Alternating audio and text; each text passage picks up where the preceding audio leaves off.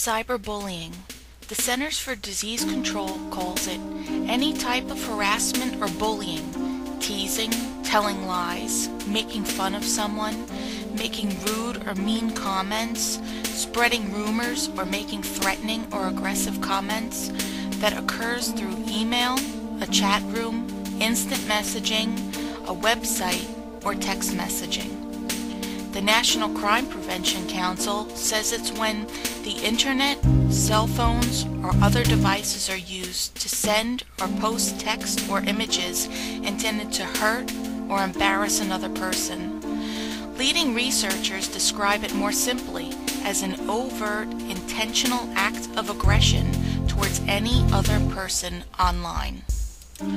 With traditional bullying, a child could always feel safe at home, away from the classroom bully. But with cyberbullying, there is no safe place. It occurs 24 hours a day, 7 days a week.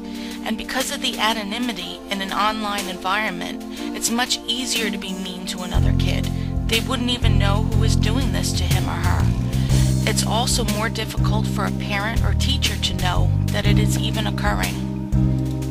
93% of teens ages 12 to 17 go online. And of these teens, 63% go online daily. 75% of teens have a cell phone, and 54% of them text every day. 73% of teens use an online social networking site, and 37% of 10 to 12-year-olds have a Facebook account. With these numbers, it's easy to see how big of a problem cyberbullying can become in a child's everyday life. 1 in 3 kids have said they've been cyberbullied, and half know of someone who has also been a target. Victims of cyberbullying can experience emotional distress, isolation, embarrassment, fear, and depression. Several cases have been linked to suicide. The latest case was an 18-year-old Rutgers University freshman named Tyler Clementi. His roommate and another student secretly placed a camera in their dorm room and live-streamed online a sexual encounter between Clementi and another male. Days later, he committed suicide by jumping off of the George Washington Bridge. Many candlelight vigils have been held in honor of Clementi. There have been several other high-profile cyberbullying cases, including the 2003 suicide of Ryan Halligan, a middle school student from Vermont. Ryan's story was only revealed to his family after his death, when his father accessed his AOL account to look for clues. Ryan was taunted, teased, and ridiculed both in school and online. He was repeatedly sent instant messages from his middle school classmates accusing him of being gay, and a popular girl befriended him online and pretended to like him, only to laugh at him in front of her friends when she revealed to all that it was just a joke. In 2006, a 13-year-old named Megan Meyer killed herself after receiving flirtatious messages through her MySpace account from a boy named Josh. Several weeks later, Josh had turned on her and started leaving messages suggesting the world would be a better place without her in it. Megan was devastated and hung herself. Later it was learned that Josh never existed. He was created by Lori Drew, the mother of a former female friend of Megan's. She and others made him up just to bully her. In January of this year, a 15-year-old South Hadley, Massachusetts student named Phoebe Prince hung herself after being repeatedly tormented, mostly through Facebook and text messages, regarding her relationships with some boys at school.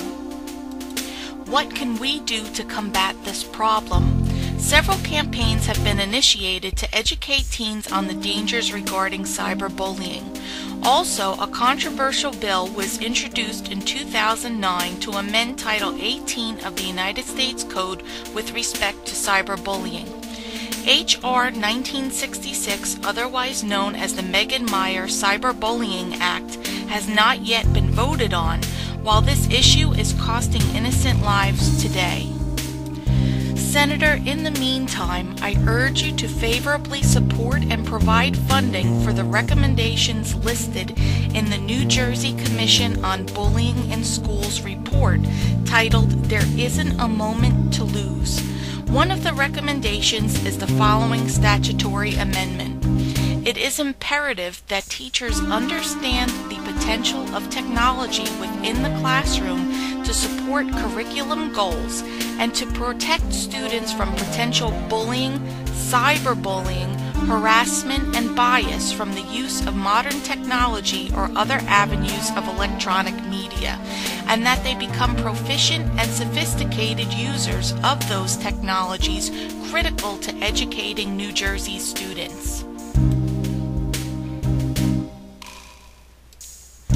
Other recommendations include: ensure all school districts implement effective anti-harassment, intimidation, and bullying programs or approaches, enact a new section of the anti-bullying law to address certain harassment, intimidation, and bullying that occurs off school grounds, and enact the creation of a bullying prevention fund, which is authorized to receive funding from private foundations, legislative appropriation, and other sources, to finance technical assistance centers, and to provide training and grants to schools on anti-bullying law and harassment, intimidation, and bullying. As the title of the report states, there isn't a moment to lose. We must act now to combat this life-threatening problem.